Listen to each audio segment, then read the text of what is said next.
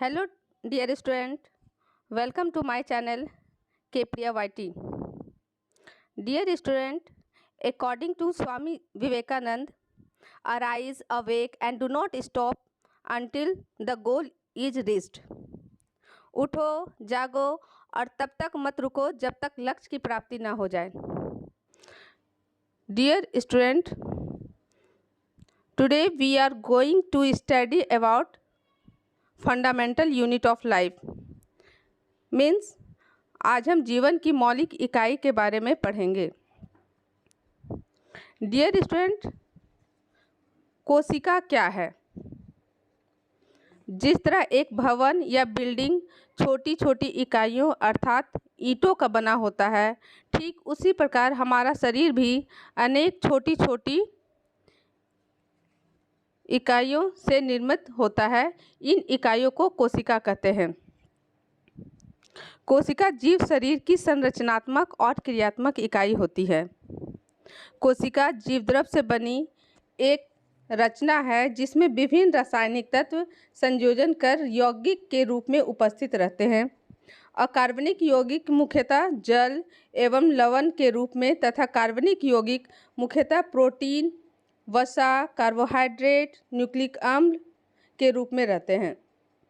कोशिका में एक जीवद्रव एक छिद्रयुक्त चयनात्मक पारगम्य प्लाज्मा झिल्ली से घिरी रहती है एवं इसके बीच में एक बड़ा केंद्रक होता है.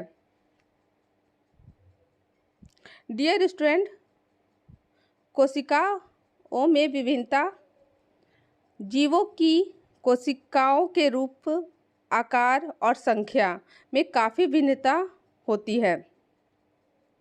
कोशिका का आकार लगभग कम से कम 0.1 माइक्रोमीटर होता है और अधिकतम 170 × 135 मिलीमीटर होता है.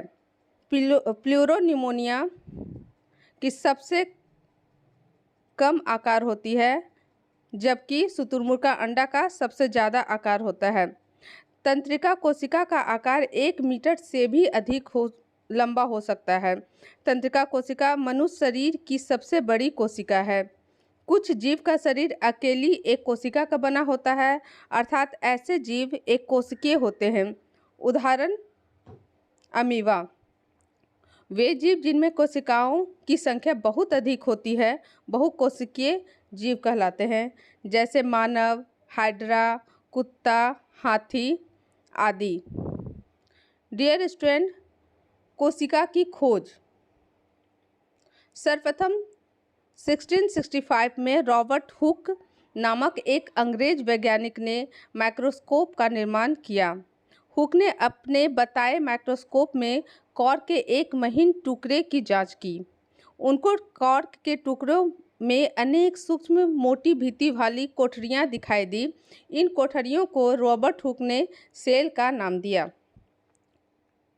ल्यूएनहोएक नामक एक डच वैज्ञानिक द्वारा सर्वप्रथम 1674 में अपने उन्नत माइक्रोस्कोप में स्वतंत्र कोशिकाओं जैसे जीवाणु, प्रोटोजोआ आदि को देखा.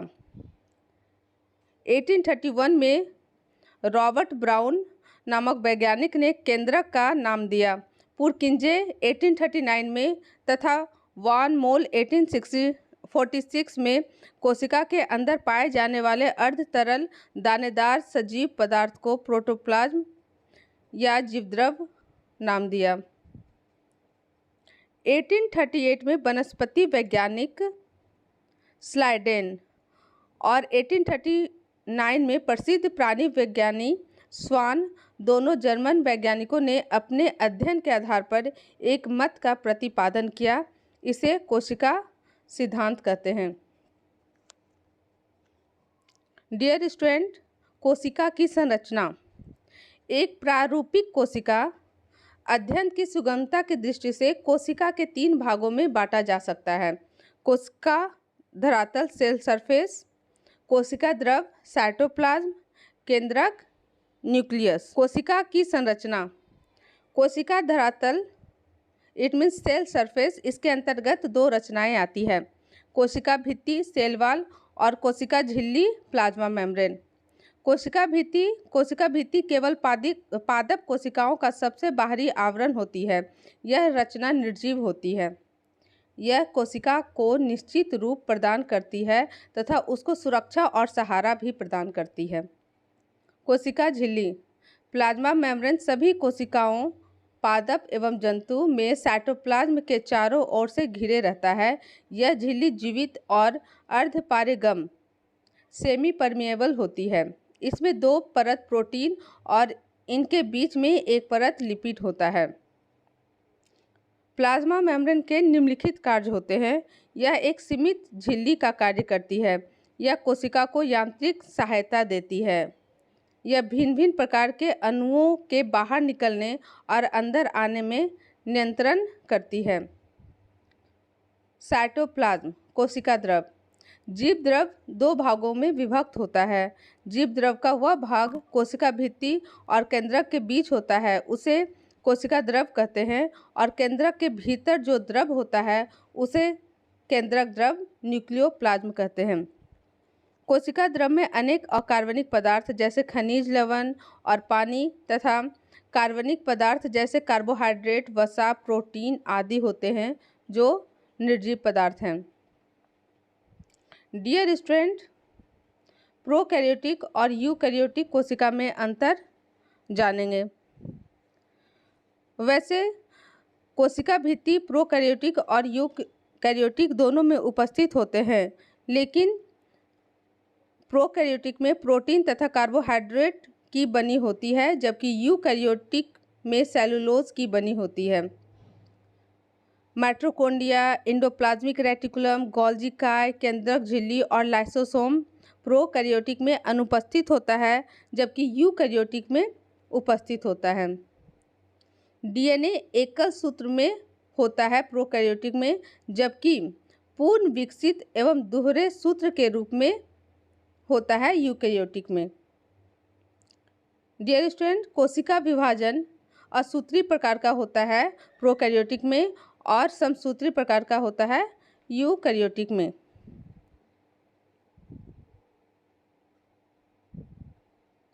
यहाँ कुछ बहुविकल्पीय प्रश्न मल्टीपल चॉइस क्वेश्चन दिया गया है। डियर स्टूडेंट, इस वीडियो को देखने के बाद, पढ़ने के बाद इसमें जो क्वेश्चन दिया हुआ है अपने से करेंगे। वीडियो अगर अच्छी लगे तो लाइक, शेयर और सब्सक्राइब अवश्य करें। वीडियो देखने के लिए धन्यवाद। Thank you. जल्द ही पार्ट 2 लेकर आएंगे। Thank you very much.